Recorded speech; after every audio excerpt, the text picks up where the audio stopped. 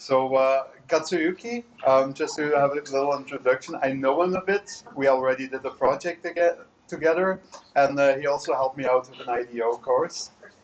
And he's a very helpful guy. He always has some great insights, and that's why I'm also very, very looking forward to what he has to share about Japan today. So, without further ado, please give him a round of applause.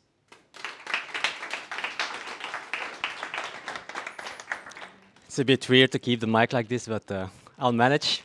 Hi, I'm Katsu. Normally, okay, then I have to stand here. No, I guess somewhere where Simon is standing, right? Or where does the camera go to? Here? Here. Okay, I'll stand here then. Where was I? I'm Katsu. Normally, this takes like 40 minutes. I have to leave out some slides, but I hope it still makes sense. And the first thing I'm going to skip is my introduction. So if you want to know more about me, just find me on LinkedIn or come talk to me afterwards.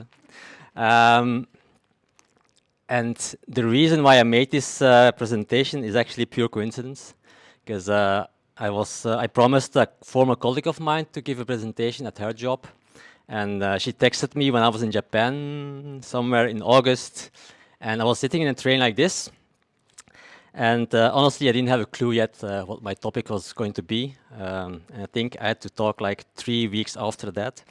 But luckily, I was in a train. I was looking at the information displays, like the ones here, and it would show stuff like this, right? Nothing really spectacular. It would show you the upcoming stations, how long it takes to the next station, and so on. It's something you see here in Belgium also, I think. In the Brussels Metro, I think you have something like this similar. But there are some things, I think, that you can only see in Japan, which is this screen here. So before you arrive at a station, it would show you a map. I'm standing at the wrong place again. It would show you a map of the station where you are arriving, indicate where you are in the metro, and also show you where the exits are, which exits you would have to take a certain transfer method, and so on. I kind of did some research on this and see if I would find something like this similar elsewhere, and I didn't find it. So if anyone has seen something similar, please let me know. Anyone? No? And they also make this kind of info available through APIs. So if you would Google a route from here to somewhere, it would also indicate in which car you would have to sit, ideally to be closest to the exit at the station where you would arrive. Also for this, I did a check online and checked the metros in London and New York and all major cities, but I wasn't able to trigger this kind of information. So I would think that also Japan is the only country that actually makes this kind of info available for people to see. All right. Dag Barora. And funny fact, by the way, this here is not a real animation. It's actually made by a fanboy or fangirl who made all of this in PowerPoint and then uploaded it to YouTube. But yeah, that's why I thought maybe it could be a good idea to talk about customer centricity in Japan, because I really think that that the level of service that companies and restaurants and all kinds of businesses give to customers is really at a higher level in Japan compared to elsewhere. I'm not saying that Japan is the optimal country. They have flaws, obviously, but at this area, I think they really excel compared to other countries. Who has been to Japan already, by the way? Can you confirm that, more or less? Yeah? Okay. I'm happy then. So I'm going to talk about 3 things today. For those who haven't been to Japan, it's maybe difficult to understand what I'm actually talking about, so I'll give you a few more examples from different domains. Then we'll get into why I think those companies do this. It's a personal opinion because I have a Japanese name and I look Japanese, but I've been living in Belgium my entire life, so it's still an external point of view. So if I'm wrong, again, please let me know. And then thirdly, we're going to look at Japan Railways and see how they implement some of the things and do differently compared to here in Belgium, for instance. Okay? Good.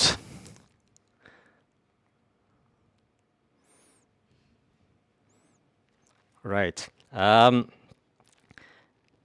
In Dutch, they say the customer is king, right? I think they say the same in French, if I'm not mistaken, also in English. Not sure how it is in German. Yes. we have Same? that. Okay. Well, in Japan, they say okyakusama wa kami-sama, which literally translates to the customer is God, which is like a few levels higher than your average king, right? So I'll get into some examples from all kinds of things to kind of demonstrate why that is. So this is recorded by someone inside of a plane, and you see the ground personnel lining up, waving goodbye to wish the people a good flight. Yeah, to show their respect and to thank the people to use the airline and the airport, right? Doesn't happen at every airport, obviously, but nevertheless, I don't think you would see this happening anywhere else in the world. Okay. Similar example at the also airport example.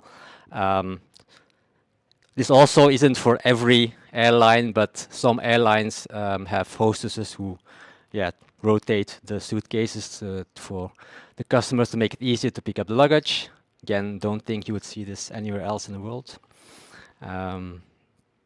Completely different example here. This is not like a high-end moving company. It's just your average moving company, and they would, put all these protective material on the walls. If you live in an apartment, they would go even inside the hallway, elevator, all the way down to make sure they don't leave any damage behind. Again, if I compare this to the moving company that I used, it was actually good for Belgian standards, but it's completely different compared like this, obviously. Okay.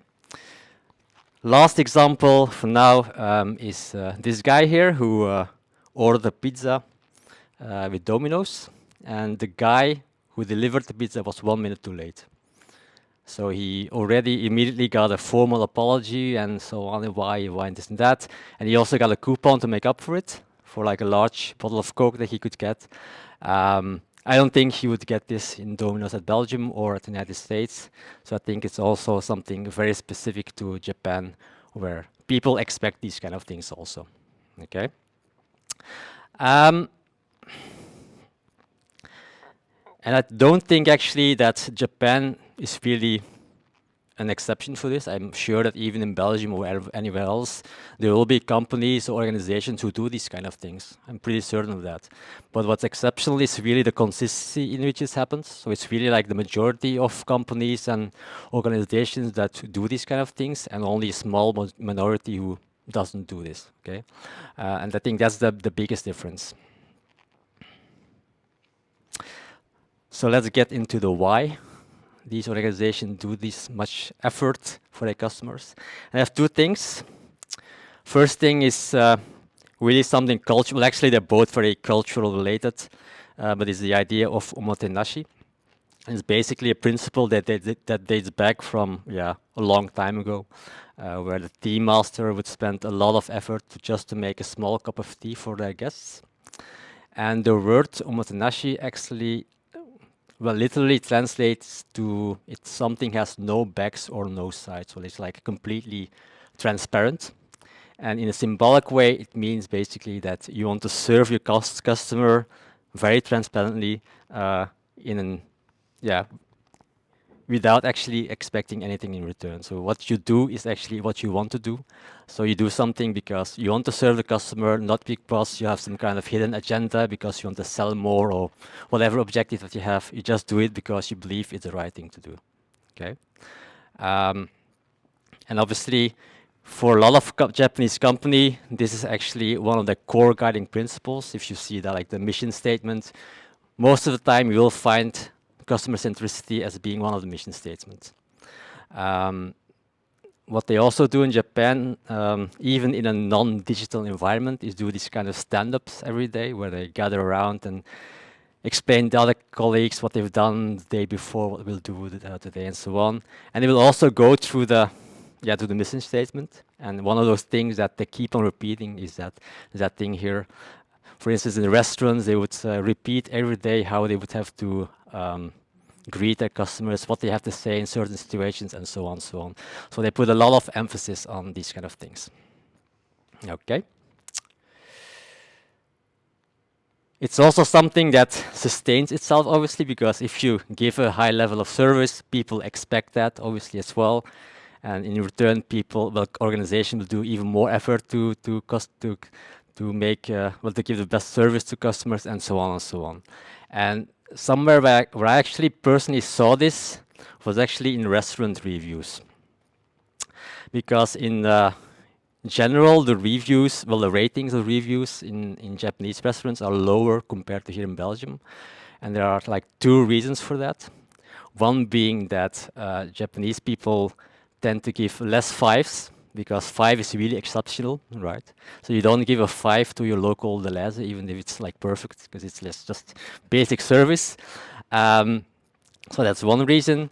The second reason has more to do with that expectancy level that people expect, because I would travel around in Japan a lot and just go to places and then go to a restaurant somewhere for lunch, and it would be really good. So good food, nice atmosphere, not too pricey also.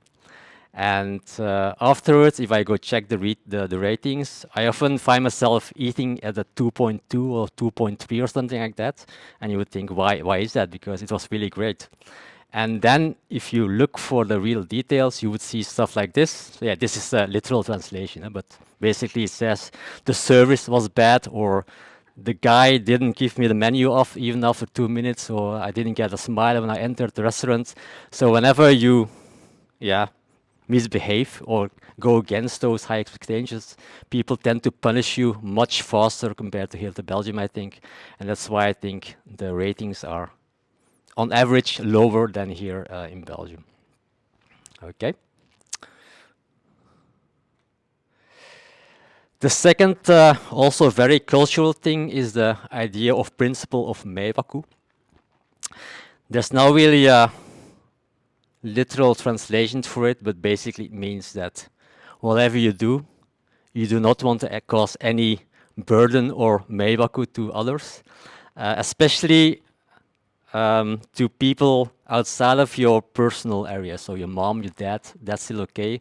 But people who are like a bit further of your personal, how do you say that, even your closest people, then you don't want to cause them any harm. And I heard that a lot when I was a kid. My mom saying, don't do this because it's meiwaku, don't do that. And it's a bit harsh maybe, but she was saying that not because I was doing dangerous things, but especially because of the consequences if something would go wrong. I would cause harm or burden to someone else that she doesn't know. And it's more about that than actually it's not that bad, but the idea still remains that it's very important not to cause trouble to other people. And I heard actually, when I walk around in the city, even today, so it's not something of 40 years ago, it's still even today, you hear that all the time, parents saying that to their kids, don't do this, don't do that, don't that, because it's meiwaku. That's why also in Japan, mouth masks during COVID were never an issue, because it perfectly matches the idea of not causing meiwaku to other people. This is actually a poster from 1920 somewhere, when there was also a big pandemic, the Spanish flu, if I'm not mistaken, where they also say, if you're sick, wear a mouth mask, right? So in a business context, it only emphasizes that first idea. Obviously, if you want to serve your customers right, you obviously, in any case, never ever want to cause any trouble to people as a customer, okay?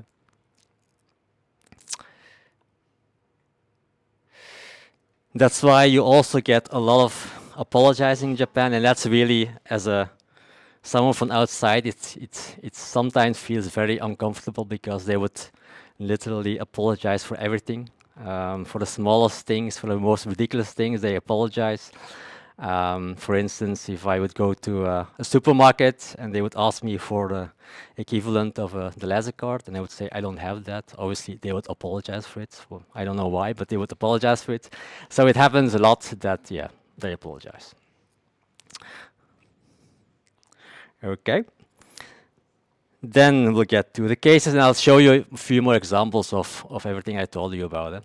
And the reason why I picked the Japan Railways is probably the service that I used the most while I was there. So we travel around a lot. So I could have picked like hundreds of examples actually, but I picked like I think 4 or 5 just to showcase you a bit.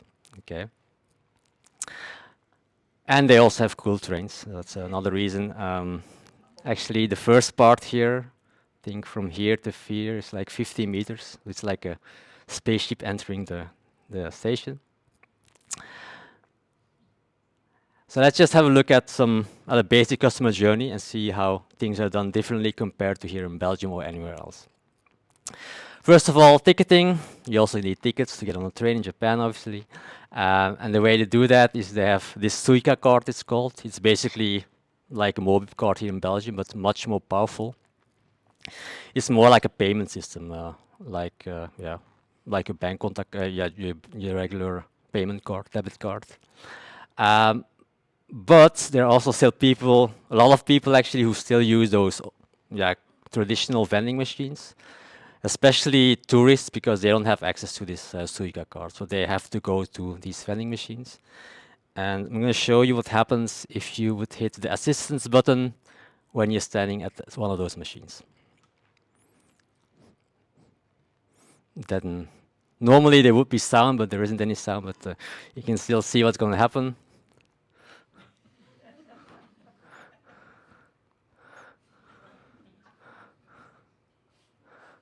All right, so you would really get personal assistance, right? And this is not just like one-time shot somewhere in one station. It happens a lot in many large stations where the tickets booths are close to the office where those station personnel is sitting. You really get someone who will get out and help you with whatever help you need. Not sure if it's cost efficient, but it happens. Yeah. Once you get to the platform, I think you've all seen images like these, so it can get very, very, very crowded, especially during rush hour in the big cities. You've probably seen these guys as well. But if all these, because it's really packed, it's not like here in Belgium, it's really, really packed. It's full of people. So if, like here in Belgium, if you would have to move 10 meters to the left to get to the door of the trains, and all these people have to do this, it might get really dangerous. So that's why they have these kind of queuing signalizations on the floor, where they actually show where you have to stand to queue, and where people have, where you have to leave space for people to exit the train. So even though it looks very crowded, it's actually very organized, and it actually goes very smoothly, except for the pushing, obviously, but all the other things actually go very smoothly. Okay, but this also doesn't just happen like this. So people have to be educated. So they would show these kind of videos. Again, the sound will fail, but you'll get the point, to educate people.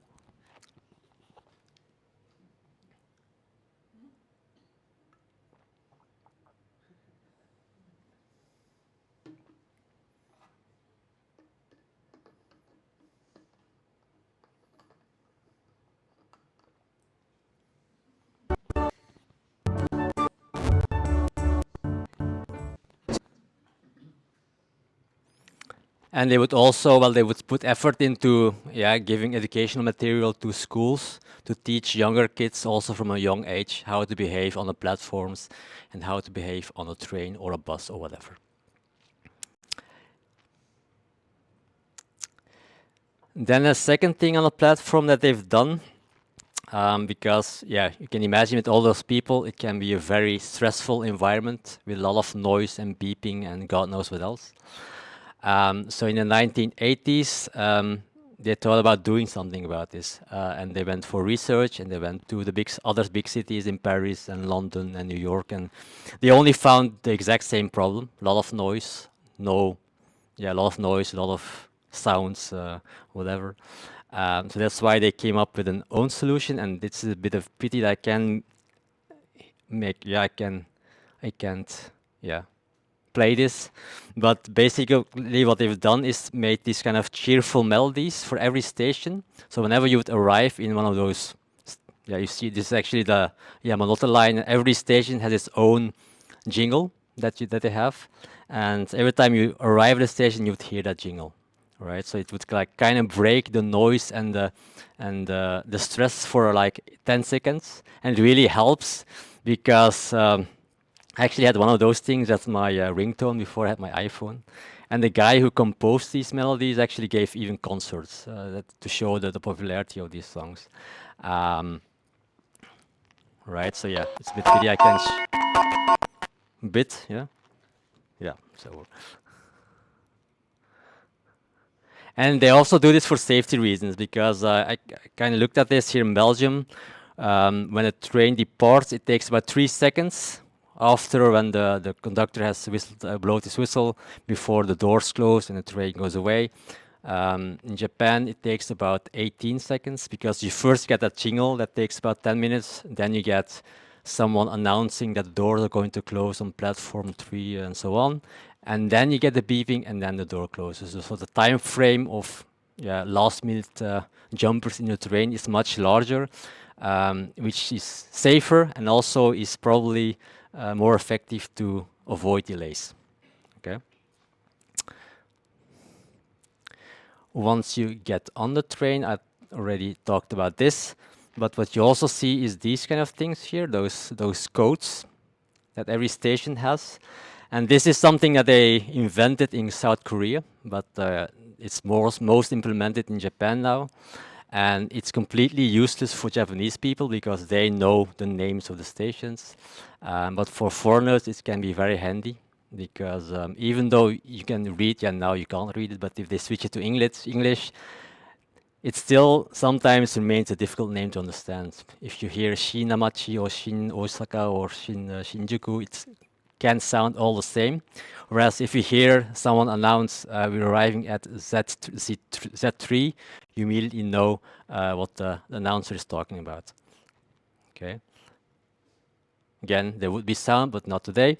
And also on the platform, even if you don't understand all those names here, if you want to go to U15, you immediately know that you're on the wrong platform, right? You can visually see right away that you probably should be on the other side.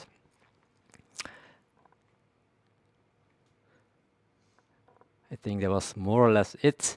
But like I said, it was purely inspirational. I don't think you can actually use the things that I've talked about, unlike the things that Niklas has talked about. But I think there are three things that you can, hopefully you will remember.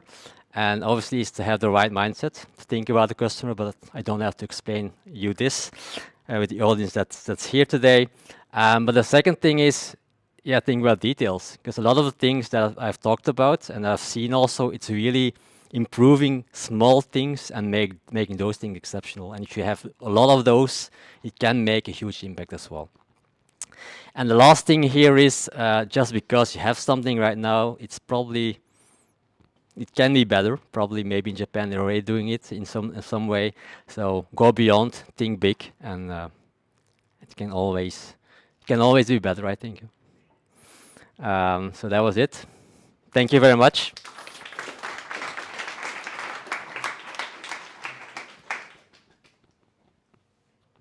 Thanks a lot, Katsuyuki. Are there any questions from the audience? No. In any case, maybe one more question. Like when you came back, actually after all of these perspectives, you already mentioned maybe that it maybe wasn't that practical. But are there some things that you look at differently after coming back? Things that you approach differently, or anyway? You mean work-wise or? Yeah, maybe work-wise. Yeah. Not really, to be honest. Could It's be. a more confrontational, I think, that if you come back here, you can really see, you can really feel a difference in service that that companies here give. I think that's the biggest difference that you will see. People have been to Japan, they probably have noticed as well. You can see that they treat you differently. It's sometimes it's even too much, I have the impression, if you're not used to it. But it's something that you notice right away. But I get used to it after a few weeks when I get back. But Okay. first few weeks, it's different. Yeah. Quite interesting. Yeah. All right. Then I want to thank you a lot. No problem. Yeah, I'm gonna search for another badge, so we have it here. But thanks for speaking, and with that, we have wrapped up for today. So we hope you enjoyed it. We hope you stay around for a couple more beers, and also don't forget we will be back to you next month at I/O. So thank you for coming, and have a nice evening.